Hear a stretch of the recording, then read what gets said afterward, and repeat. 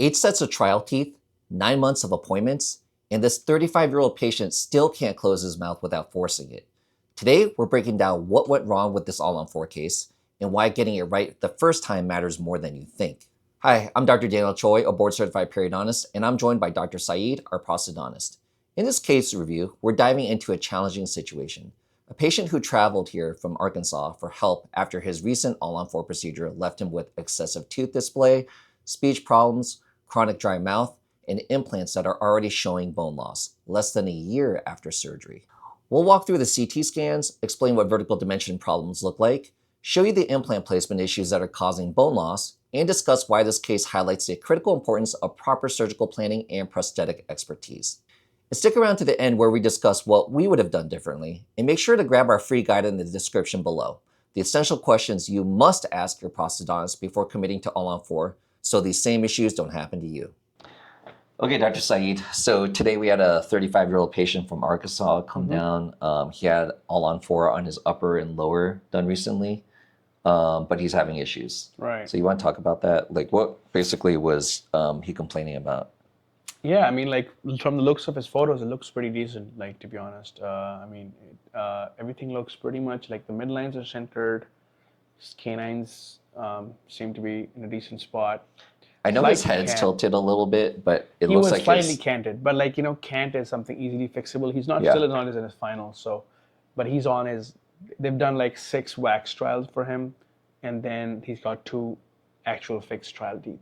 So basically, how long ago did he have the surgery? It's been a couple of months, but the fixed teeth he only started to get about 3 months ago.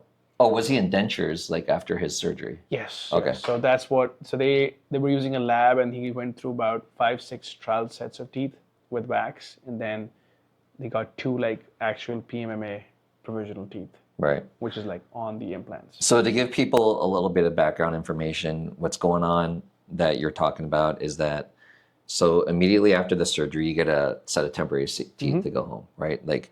And also, we're not even going to talk about that one company out there that gives you final teeth in a week in zirconia, which is like asinine. But, what you want to do is you want to wear, like, nobody wants to wear a denture back in the day, like, or if your bone is too soft, you would have to wear a denture, right? Yeah. But during the healing period of, like, implants integrating and your bone kind of shrinking over the next few months, you're going to wear a temporary set of teeth that are screwed in. But this patient was wearing a denture. Yeah. He said, okay, but so you got to wait then. If you're in a denture or a temporary set, you got to wait, or like these interim screwed in teeth, you got to wait at least, let's say, 3 or 4 months of healing for the implants to integrate with the bone, to harden up. Like we tell people, it's like waiting for concrete to set. And then at that point, then we can give them a set of the temporary interim prosthesis, whatever we call it. But one thing we noticed right off the bat, this patient is using a denture that was converted. So they took that denture that he'd been wearing for several months. And probably they've made adjustments because he went through 6 set of those wax temporaries that he called it. Yeah. So he was saying that almost like 5-6 dentures he went through before getting to the surgical part. So whoever his dentist is he's been going he's been going through the old school way, right? He's not going through the digital. Yeah. Like All-On-4 Which there's process. nothing wrong with it as well. If done right, it's still a good way to do it.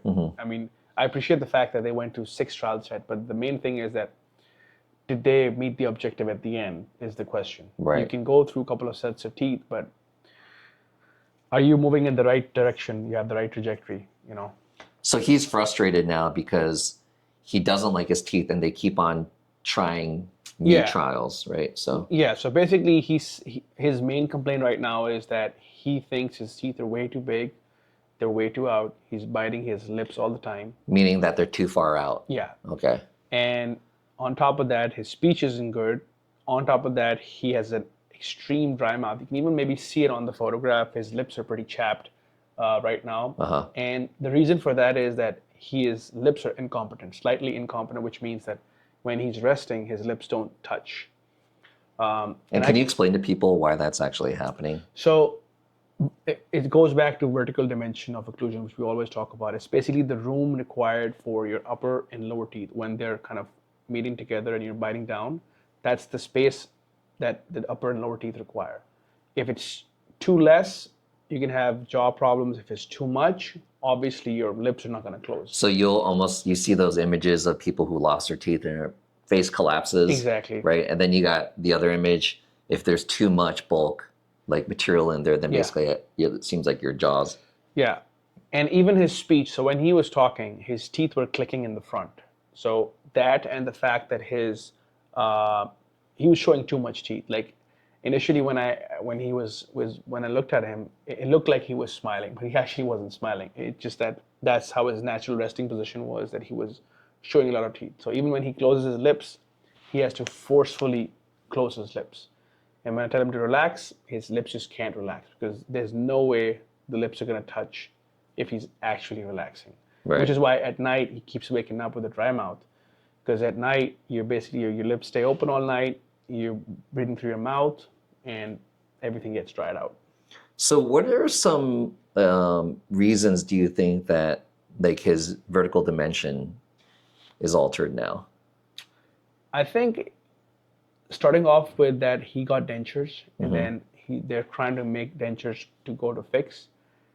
I think maybe it was missed, his vertical dimension of occlusion was missed, which is why I was saying it makes sense to go through a couple of trial sets teeth, but then what advantage is it giving you? Are you moving in the right direction? You have the right trajectory, but clearly his vertical dimension is too open. If he's been through 8 trial sets, 6 waxed and 2 fixed, that's a lot of teeth. I mean, if we have 9 trial sets and you're still having the same, it's like you put your car in the workshop and it's been 8 visits and the problem is still not fixed. You're starting to wonder what's going on. So it's kind of the same thing here, and that's a very basic thing. All they need to do is just kind of close the bite a little bit, and it's going to improve everything. It's going to improve the fact that he's complaining of him showing too much teeth. His incisal edge position is too low, so when he's resting, he's showing too much upper teeth. And that combined with the fact that he has too much vertical dimension is kind of a recipe for dissatisfaction. Obviously the patient is complaining that his wife also feels like he's showing too much upper teeth. He's always showing his upper teeth, even when he's talking. And most men really don't want to be showing a ton of upper teeth when they're smiling, right? Well, as I aged, I noticed like you can only see my lower teeth when I talk. Yeah, that's actually natural. Most men, even when we're setting the incisal edge, we actually set them a little lower, which means that we show more teeth for females than we show for males. I mean, obviously, it depends on aesthetics is very subjective, but for the most part, when we do an ideal setup, we show more of the teeth in ladies than men. So that's what his concern was, that it looks a little too long for his liking. But that wasn't all. When he opened his mouth, we saw that he's actually, there's a lot of bulk. All the implants were placed way too lingual, which again makes me question that if he's gone through 8 trials of teeth and there was a prosthetic plan in place, we always talk about being intentional, right? If we're doing a prosthetic workflow, we're going through that many sets of teeth, and we're still not following the prosthetic plan, why are we even doing 8 sets of teeth, So, and you can maybe shed more light on his CT scans to kind of talk about the implant positions. Because when I saw is that, they did not produce enough bone. It was, the implants were way too high. It's just that I didn't feel like they took the plan of the teeth and took it to surgery. It was kind of the other way around. They just placed the implants where they were, almost like an overdenture design, and then just handed the patient to the lab to figure it out. Did they ever say that he was doing an overdenture first, or no? No, he didn't say, but the placement looks exactly like for an overdenture. It seems like that, right? All the implants look pretty straight, pretty parallel. Yeah. And the patient was handed over to the lab, so the lab kind of came in and kind of made this. So this is like what we've been trying to emphasize in these videos over and over and over again. So when you get an all-on-4 procedure, patients really need to educate themselves, right? So the bottom line is, as a guy who is trained in implants as a periodontist, I'm not trying to sit here and gatekeep or anything like that. I've seen some guys who are, not even trained in residency, but eventually they become great at placing implants.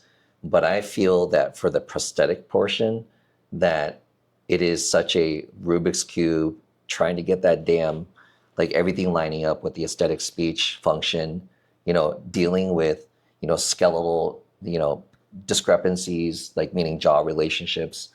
And like there's so much nuance to that, again, I'm not trying to say anything negative about a lab or even a general dentist who doesn't do this as much, but like prosthodontists like take the cake. I'm not saying like patients should try to come to us or anything like that. I'm just saying that like you could be out in Alaska, but if you're doing your research and you're doing it all-on-4, and if your teeth are actually not in the perfect position right now, right?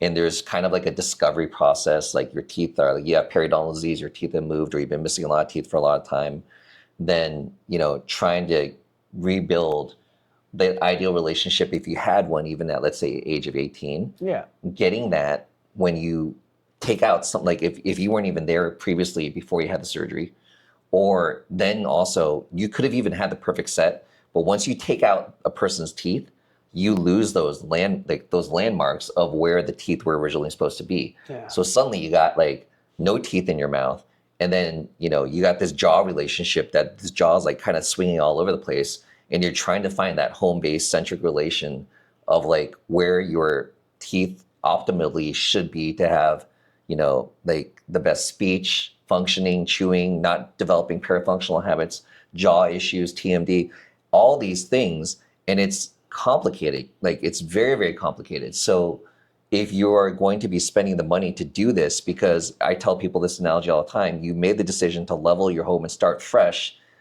If you had such issues with your general contractor in your last home, why are we messing around? Like, go with a contractor that really knows what he's doing. And like, in my opinion, prosthodontists are the only people that are really trained at that, right? Yeah, and I think one more nuance that it's very important to talk about is that I have a lot of friends who are like lab owners and who are lab assistants and basically lab technicians. Mm-hmm. I have a friend who's actually a prosthodontist who owns a lab and he works in a lab. And I talk to him all the time, and he tells me how many times he has to kind of fix the problems that have been kind of, because from a lab standpoint, you get a case from the lab, from the clinician, and then you got to just deliver, right? Mm-hmm. You can't really stop the procedure. Labs don't have the autonomy to kind of, or their say in treatment that, hey, you guys, you know what, maybe we should take a step back. Mm-hmm. They're never going to say that. They're going to tell you, you know what, we're going to deliver you the set of teeth with certain compromises. Mm-hmm. So they make those compromises without, or maybe even getting opinion from the dentist or whatever. But that's why it's so important that the dentist who's doing it has to be in command. He has to be in the driver's seat, not the lab. Because the lab is not going to stand up and say, you know what, guys, we should take a step back. That's what the restorative doctor is going to do. And that's why it's so important that these cases should never be finalized in the lab. They have to be done in the chair by a clinician who's experienced, be it a prosthodontist or be it a seasoned GP who knows what he's doing. But it's very important to realize that at the end of the day, patients are not coming for the implants, they're coming for the teeth. Mm-hmm. So if they get great implants, which last you 15 years, but their teeth are bad and they're not happy with it, what's the point? There is no point. Yeah. Right? Yeah. But like as a general rule of thumb to help people out there when they're doing their research on this, like I would highly advise you guys to like start with the prosthodontist. Yeah. I hate to say this also, like there was that video that we actually filmed recently. We haven't put it out, but I mean, that lady, she was in, Dallas, and she did all her research, right? She went to a prosthodontist and an oral surgeon. They're not working in conjunction. They're at different locations. I mean, she spent $78,000 and like she had a train wreck in her mouth. But, I feel bad because theoretically she did everything right. It's very hard collaborating with the lab that's offsite, because the lab is they running. Were using a lab too. Oh right? yeah, the lab is running at their own pace. You have your flow of patients. They have their flow of patients. It's very hard for patients to fall through the cracks, and not even through the cracks. Like just follow basic. I mean, we have so many single crowns that miss QC, and then there's a crown that's looks super bad, and then we're like, you know what, we gotta send it back. Mm-hmm. You kind of get those problems, and now talk about full arch. Every little problem compounds and becomes a very big problem, right? Yep. So that's why having an in-house lab makes things way more seamless, because if Yeah. you do mess up, which you can mess up, like from a production standpoint, from a CAD CAM standpoint, that the ability to readjust and kind of fix the problem is way better. Yeah. There was a lab in Phoenix that was actually a pretty dang big lab that we used to use back in the day.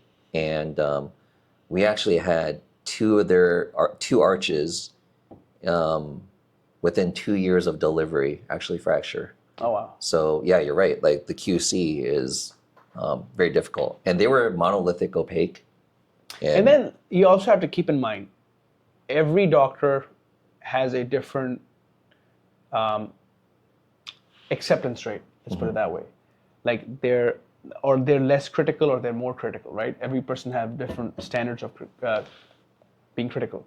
So they have to cater to everyone. So someone might just rely completely on the lab, whereas someone might not rely completely on the lab. So they, unless the clinician is really in tune with their lab and that collaboration is really good, that's the only way I see this working. Because, and with the way things are done in America, where everything is like a mill, it's very hard to kind of slow the lab down for your work. Oh, yeah, yeah. You know? Especially nowadays. Yeah. My God, post-COVID world, it's just like the quality assurance is kind of lacking sometimes, right? Yeah, I mean, we sent a case out for crowns, and then the crowns, there was something wrong, and then we had to spend good 1-2 hours with the office manager discussing with the lab manager what happened wrong. Yeah. Because for someone to accept their mistake and then fix things, I mean, it shouldn't take too long, right? Yeah. But yeah, I agree. Once we got our mill and started doing everything in house, it just completely changed the game. That dynamic is so much better, right? Yeah. Anyways, so I have one last question before we give surgical commentary on the CVCT. How basically, what revision would they make now that this patient has increased VDO? How would they fix this patient? I mean, honestly, what we do is a couple of things. Obviously, we do with the measurements. We see lower face height, upper face height. We also see the incisor position at repose and rest, which was a bit too long when he was resting. And on top of that, speech. So we have them speak certain words, and he was tapping from the start. So I knew that the teeth were too close together. So these are all diagnostic tests that you would use to basically help diagnose that he had increased VDO. Yeah. Okay, so now, how do we fix it though?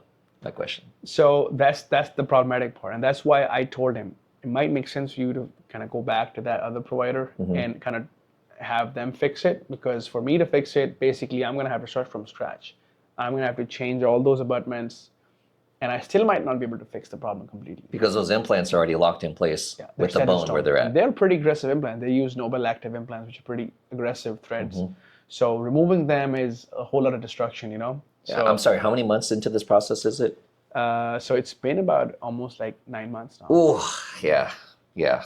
That could be a challenge, removing some of those implants. Yeah. But so and the other thing is not just, I mean, he's going to have to pay again for treatment if he has to. Yep. That's one part. What about the emotional cost?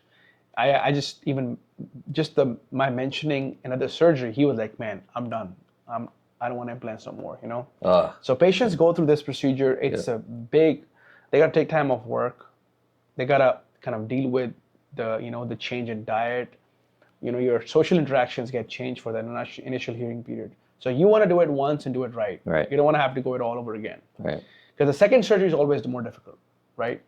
You're going to be in more compromised bone. You're going to heal a little more slower, possibly. You might need some grafting, which might take longer to heal.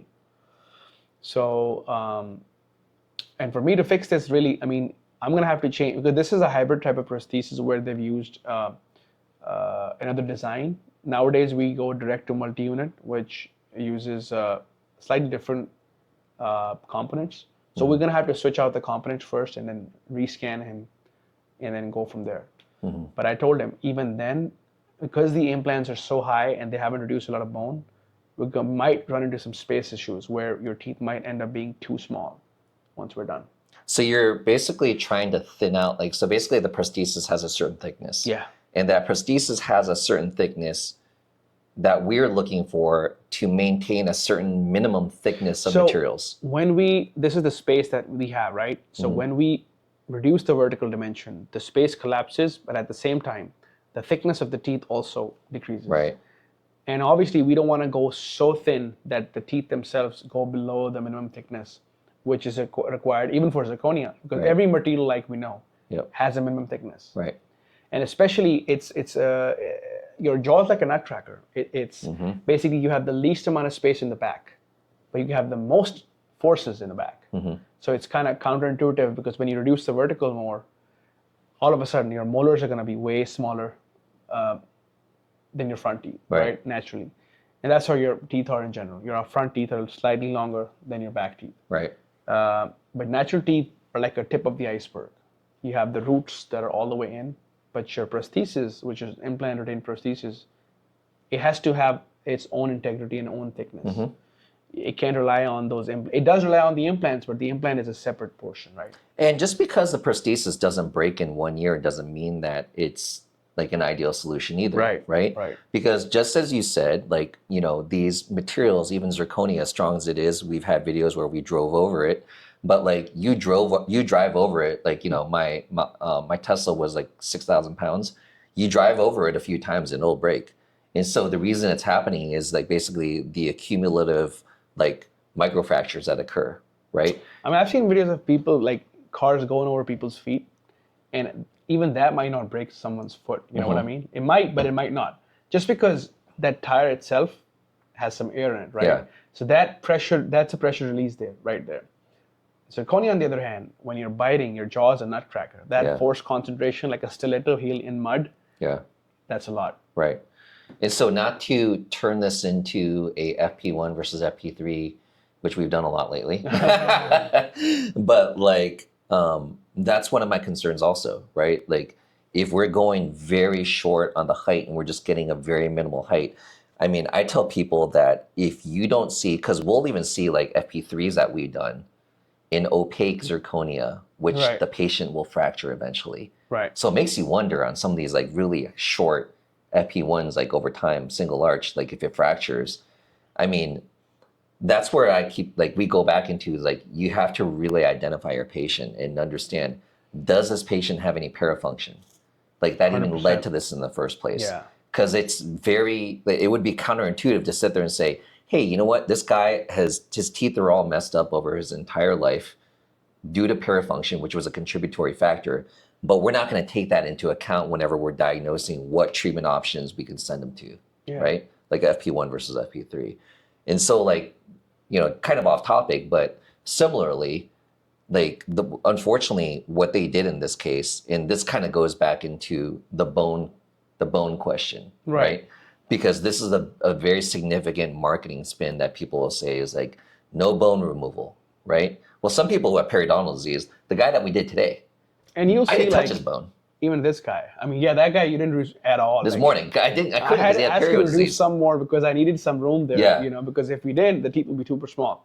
So we ended up moving the incisal edge a little more down to kind of compensate for the lack of bone removal. Nature took care of that. Yeah, I mean, you had no room there, right? That's what happens a lot of times. I ask you to, you know what I mean, I need this much, but then if you have no bone and the sinuses are low, you have to compensate somehow, which, and then most of the times that we just kind of move the incisal edge down, so we still need some thickness. But in his case, they basically did not, and you will see in the x-rays, he has a ton of bone. Oh, and yeah. Even though they saved it, but now the compromise is too much vertical dimension. So let's look at his bone here. All right. So this is his CT. So one thing that we could see right off the bat is, let's look at the pano. Oh yeah. Look at that. This looks like an overdenture setup. Oh yeah, everything's straight, even the back ones in the lower. Yeah. So but you know, what we could tell off of this is, like the bone, right? The bone question. It's all right. Like if we have vertical, like if you're telling me now that we need to like basically shrink the height of his prosthesis to get some to retrieve some of our vertical dimension back, to reduce it, right? The problem is like, are we going to now violate the minimum thickness for the zirconia. Yeah. Right? 100%. And the guy's a big guy, right? And he's 35 years old. So chances are that if you reduce the vertical, you're going to shrink the height of the prosthesis.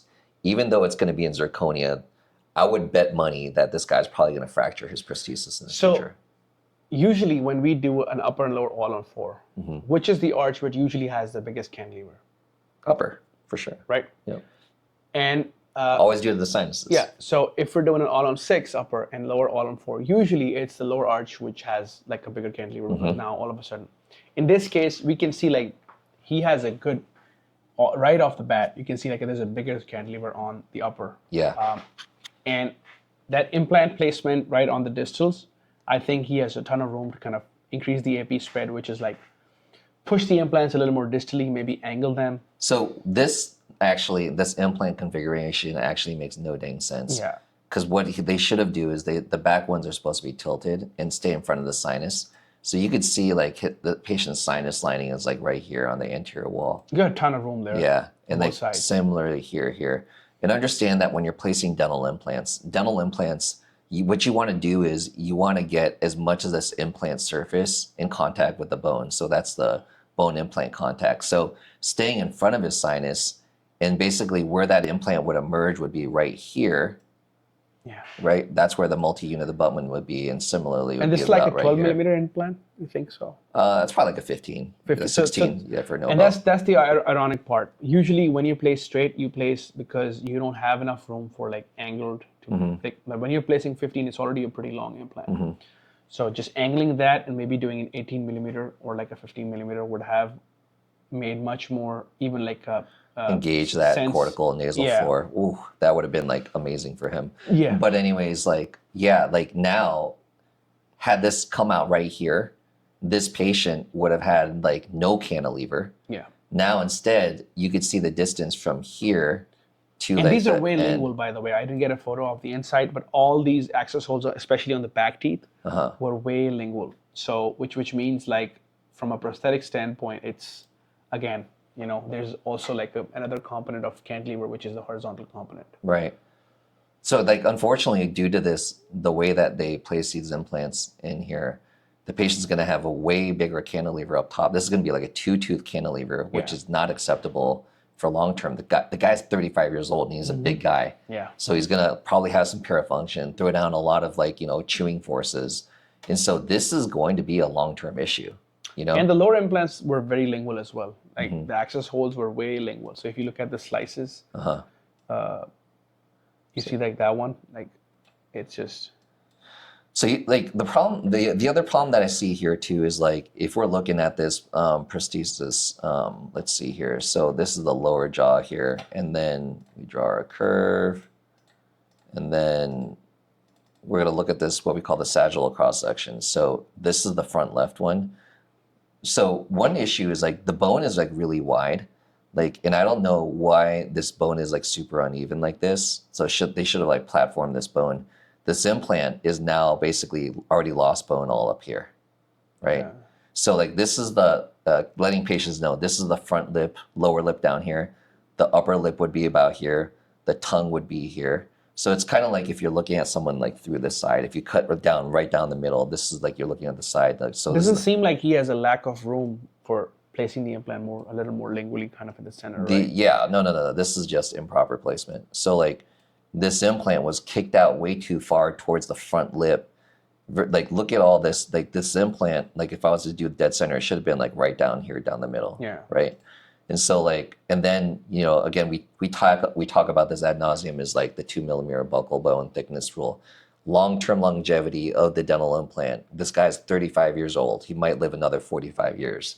Like this is where like and this is less than a year from placement. Yeah, so. Exactly. So that's like similar to that other patient that you treated who had her, and we're not even saying that this is like a specialist thing, right? Like there's another specialist in Periodontist here in DFW who did that one patient and then her implants were already too far facial, right? Even though the patient had really thick bone. So like you got to be really cognizant. And the issue is that when you take a tooth out and you place that implant, and even though you have like, it seems like a millimeter or two, like to the facial, you're going to get a lot of resorption of that facial bone, that buccal bone. So like you have to make an effort to like lingualize it or do really good bone grafting with bovine bone, whatever, to maintain that buccal wall. But this is a result of that remodeling. And unfortunately right now, like, so you could see like basically, yeah, like 4 millimeters of the facial of this implant is already like lost bone. You could say maybe even more. And this is just going to be progressive in the future, right? And then if the tissue starts thinning out in this area, and then like periimplantitis kicks in, and then it's a ticking time bomb, you know? Yeah. So, and then if we look at this other one, for example, like what we typically do on cases like this is we stay in front of the nerve and then we angle that implant, right? Yeah. So the back implants are tilted also. We just got to identify the nerve like coming around right here. So, you know, let's say we're like angling that implant in like that. We get a longer implant, more bone implant contact. But the issue with this implant that we could see right now is that the implant, again, should have been should have been placed like that, and then the multi-unit abutment comes out and like compensates for it. But what we see right now is the implant's like kind of being directed out the facial here, right? Yeah. So that kind of doesn't make any sense there. So, but as a result of that, now unfortunately this patient is losing bone. So let's look at that implant right there. This is a back right implant. Yeah. Yeah. So it's one thing to actually fix treating periimplantitis, fixing like a facial wall defect. But this right here is like it's not even like a well defect. It's just like straight up like just like bone loss around the entire implant. You can't regenerate that. You can't build that. So what you'd have to do is like, you know, like strip the threads, if they went a polish it little out. more deeper, they could have perfed that lingual cortex. Yep. Same thing here, right? It's kind of similar situation. Let's see here. This actually was placed better than the other one. But yeah, like like if I'm being picky, I would like want more bone there. But again, with a big guy like this, something you just like over time, I've seen patients that can develop issues over time, right? So like, you know, I just feel more comfortable placing as big of an implant in there as possible, as, you know, wide and long as possible without violating the buccal bone thickness parameters. Yeah, which is why it's so important to be the most critical the day of surgery, you know? You can't really wait for the surgery to take place and the implants are set in stone and then kind of pick apart, because on both sides really, there's a lot of bone. Like look at the height of the bone and even between those two implants. Now that the patient's already started to lose bone within a year, I hope the patient doesn't have to go through another surgery now, because he didn't seem too eager for it. I mean, if it was me, I would be, I mean, not really happy, if that's an understatement, but... You know, like the funny thing though is like if he had to go through another surgery though, that because of the way that these implants are placed, when they place new implants, they're going to be able to create new osteotomy sites that won't be too big of an issue. Because had they done the surgery right and they had to replace his implants because they were failing from periimplantitis or something like that, they got overloaded, whatever it was on day one, that would be a more difficult surgery. Maybe looking at pterygoid sinus lifts. I would try to stay away from doing zygotes on a 35-year-old because, you know, again, I think that would be just madness to do that to a 35-year-old. He doesn't have great pterygoids as well. Yeah, he doesn't. But like the odd fact that they didn't reduce much bone, like, you know, he actually, it would probably be pretty easy to fix him on the lower, you know. He does have pretty big sinuses though up top. That's like one complicated thing. But yeah, so that's interesting that you pointed out we're trying to decrease that vertical dimension, but then they didn't bring down the bone enough, and now we're gonna then alter our minimum thickness for the prosthesis. Yeah, and I think those back implants are just way too high on the bottom. You see, like even without the bone loss, they're way too high. Yeah. I'm actually thinking that maybe they didn't actually place it all the way down. It almost seems like that. And that was because of fear hitting the nerve. Yeah, right? Probably. So, yeah. Yeah. Anyways, just want to discuss this patient case, you know, what we can learn from it. Yeah, he seemed frustrated. Yeah. Anything else you wanted then? Not really. I mean, what would you do for this situation? Like if it was your mouth. My mouth? Basically. If you were 35. Okay, 35 years old. I'm 47, and I still feel like we're not that old. All right, let me look at his upper here again. Alrighty.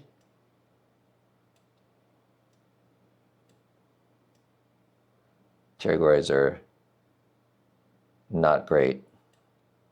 Both Agreed. sides.